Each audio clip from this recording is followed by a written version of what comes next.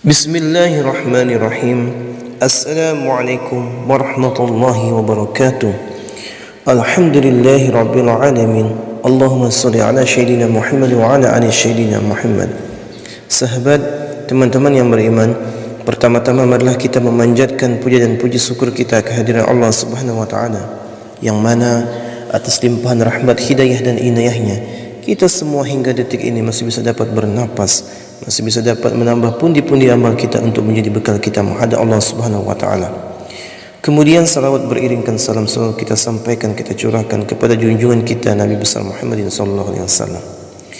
Sahabat yang beriman, dalam kesempatan ini kita akan mengulas tentang bacaan-bacaan yang tidak diperbolehkan di dalam solat. Saat solat ada bacaan yang wajib kita baca seperti Al-Fatihah di setiap rakaatnya. Ada juga bacaan sunnah-sunnah seperti surat-surat pendek Al-Quran yang dibacakan di 2 rakaat pertama. Lalu bisakah kita menambahkan doa-doa pribadi yang sifatnya duniawi? Syekh Ali Jum'ah punya jawaban, dikatakannya orang yang solat boleh membaca zikir dan solat selama tidak bertentangan dengan hadis dan Al-Quran. Pendapat ini didasarkan pada argumen Imam Ibn Hajar Al-Asqalani yang berkata, Imam Ibn Hajar dalam Fathul Bari saat menjelaskan sabda Nabi mengenai doa yang dibaca setelah tasyahud, kemudian orang itu dipersilahkan berdoa dengan sesuatu yang mengagumkan dirinya, dan orang itu pun berdoa. Berdoa memohon untuk kebaikan duniawi boleh-boleh saja.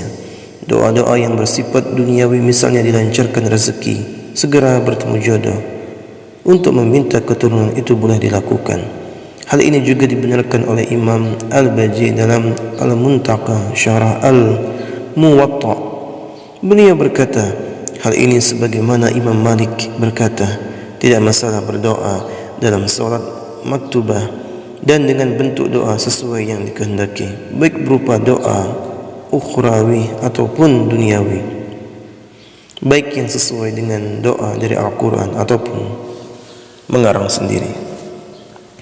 Bacaan yang diharamkan dalam solat. Fenomena menambahkan bacaan dalam solat pernah dilakukan oleh Ibnu Umar.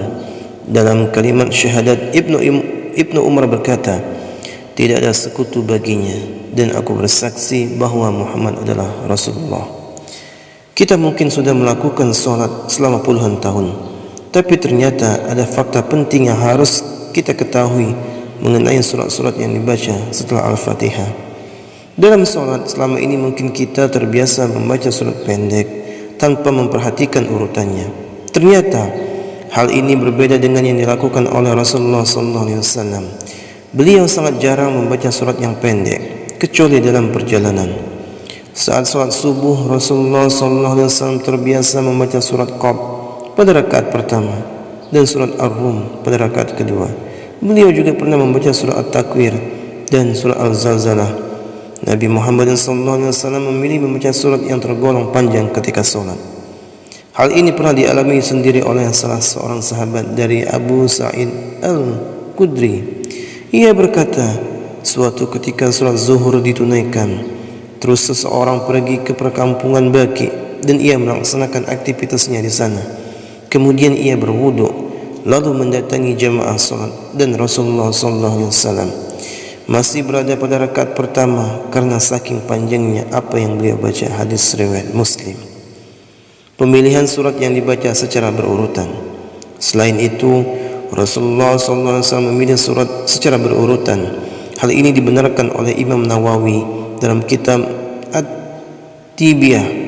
Beliau mengatakan bahawa Al-Quran tak semata-mata disusun secara berurutan, namun ada hikmah di balik hal tersebut. Karena itu sudah sepatutnya ketika kita membacanya mesti berurutan. Hal ini juga berlaku ketika solat, misalnya membaca surah Al-Baqarah di rakaat pertama, kemudian di rakaat kedua membaca surat Ali Imran, begitu seterusnya. Bagaimana jika pada rakaat pertama kita membaca surat An-Nas?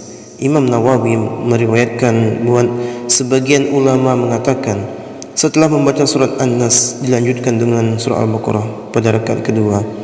Lalu bagaimana jika ada orang yang setelah membaca surat An-Nas di rakaat pertama kemudian malah membaca surat Al-Ikhlas di rakaat kedua?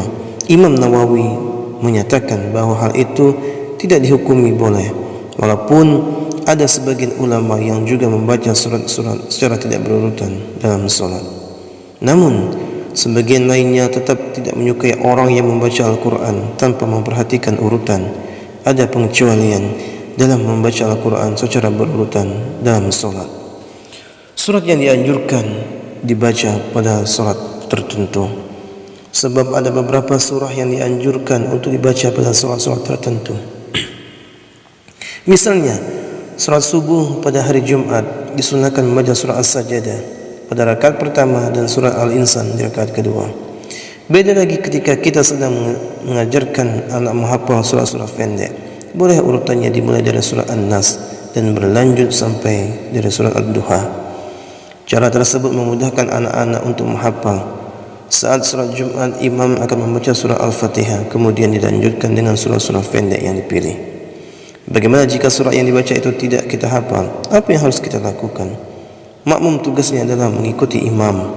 Saat imam membaca salah satu surah dalam Al-Quran, setelah membaca surah Al-Fatihah, makmum cukup mendengarkan saja. Namun ada pengecualian ketika imam membaca surat At-Tin.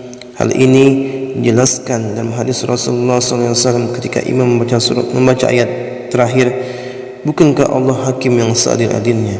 Maka makmum menjawab saja, menyaksikan hal itu. Hadis riwayat Abu Daud dan At-Tirmidzi. Dalam surat kita sudah diperintahkan untuk mengikuti cara salat Rasulullah. Kerjakanlah salat sebagaimana kalian melihatku melakukannya. Hadis riwayat Bukhari. Itulah tadi sahabat, mudah-mudahan bermanfaat. Mudah-mudahan kita semua mendapatkan keberkahan dari Allah Subhanahu wa taala. Mudah-mudahan rezeki kita dilancarkan oleh Allah Subhanahu wa taala. Wallahu alam. Apabila ada kata-kata salah mohon dimaafkan. Kebenaran hanya milik Allah Subhanahu wa taala. Saya